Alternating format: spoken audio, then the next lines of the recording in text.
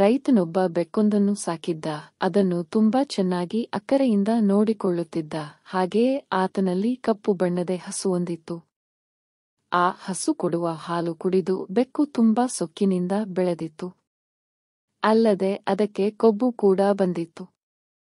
ಹೀಗಾಗಿ ಆ ಬೆಕ್ಕು ರೈತನ ದವಸ ಧಾನ್ಯಗಳನ್ನು ತಿಂದು ಹಾಳು ಮಾಡುತ್ತಿದ್ದ ಇಲಿ, ಹೆಗ್ಗಣಗಳನ್ನು ಕಂಡರೂ ಅವುಗಳನ್ನು ಬೇಟೆಯಾಡದೆ ಸದಾ ಕೊಬ್ಬಿನಿಂದ ಮಲಗಿಕೊಂಡೇ ಇರುತ್ತಿತ್ತು. ಇದನ್ನು ಗಮನಿಸಿದ ಹಸು, ಬೆಕ್ಕೆ ಹೀಗೆ ಸೋಮಾರಿಯಾಗಿ ಬಾಳೋದು ಸರಿನಾ? ಯಜಮಾನನ ದವಸವನ್ನು ಹಾಳು ಮಾಡುತ್ತಿರುವ ಇಲಿಗಳನ್ನೇಕೆ ಬೇಟೆಯಾಡುತ್ತಿಲ್ಲ? ಮಾಲೀಕನಿಗೆ ಅನ್ಯಾಯ ಮಾಡುವುದು ನ್ಯಾಯವಾ ಎಂದಿತು. ಬೆಕ್ಕು ಕಣ್ಣು ಕೆಂಪಗೆ ಮಾಡಿಕೊಂಡು ಮೀಸೆ ಕುಣಿಸುತ್ತಾ, ಎಲಾ ಹಸುವೇ, ನೀನು ನಂಗೆ ಬುದ್ಧಿ ಹೇಳ್ತೀಯಾ? ನಿಂಗ್ಯಾಕೆ ಉಸಾಬರಿ ಎಂದು ಮೂದಲಿಸಿತು.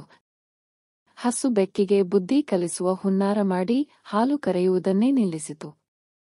ಆಗ ಬೆಕ್ಕಿಗೆ ಹಾಲು ಸಿಗದೆ ಉಪವಾಸ ಮಲಗಬೇಕಾಯಿತು. ಹೀಗೆ ಕೆಲವು ದಿನಗಳವರೆಗೆ ಹಸು ಹಾಲು ಕರೆಯುವುದನ್ನು ನಿಲ್ಲಿಸಿತು. ಹಾಲು ಮೊಸರು ದೊರಕದೆ ಬೆಕ್ಕು ಉಪವಾಸದಿಂದ ಪರದಾಡುವಂತಾಯಿತು. ಆಗ ಬೆಕ್ಕಿಗೆ ತನ್ನ ತಪ್ಪಿನ ಅರಿವಾಯಿತು. ಅಕ್ಕರೆಯಿಂದ ಸಾಕಿ ಸಲಹಿದ ಮಾಲೀಕನ ದುಡಿಮೆಯ ಫಲವನ್ನು ಹಾಳು ಮಾಡುವ ಇಲಿ, ಹೆಗ್ಗಣಗಳನ್ನು ಬೇಟೆಯಾಡುವುದಕ್ಕೆ ಶುರುಮಾಡಿತು.